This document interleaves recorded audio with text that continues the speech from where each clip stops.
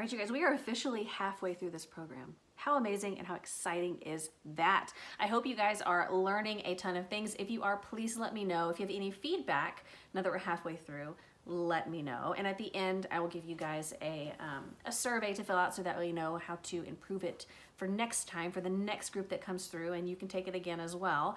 But today we're gonna be talking about your current leadership style and whether or not you choose to continue with that leadership style or change. And so we're going to be talking about one very specific style of leadership that ends up being the most effective across the board in CEO boardrooms all the way down to, you know, like a mom and pop business. There's one type of leadership that really stands out among the rest. What would happen if our goals were ultimately to help those people who have big goals achieve their goals? What would happen to your goals if that was your mindset?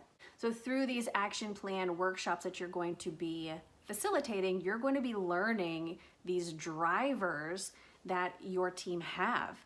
Some it might be huge, some it might be small, but you are going to have a really laser focused, in-depth look into these people's lives and their businesses to understand how you can help them best. The one leadership style that I really want to share with you is called servant leadership. And if you search for leadership styles on Google, there's going to be a ton that pop up. And the one that I have in front of me here, it's 10 common leadership styles.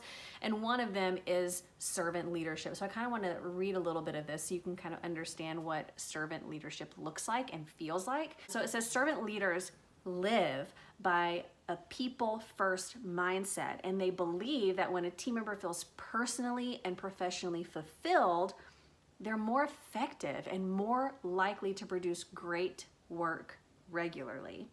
So because of their emphasis on employee satisfaction and collaboration, they tend to achieve higher levels of respect. These types of leaders are exceptionally skilled in building employee morale, which we recently talked about, and helping people re-engage with their work. So that first sentence really just says it all to me. So a servant leader lives by the people first mindset, right? What can I do for these other people instead of what can they do for me? Because when I'm focused on others, helping other people reach their goals, ultimately I'm going to reach my goals. And I hope that makes sense for you to think about it from that viewpoint.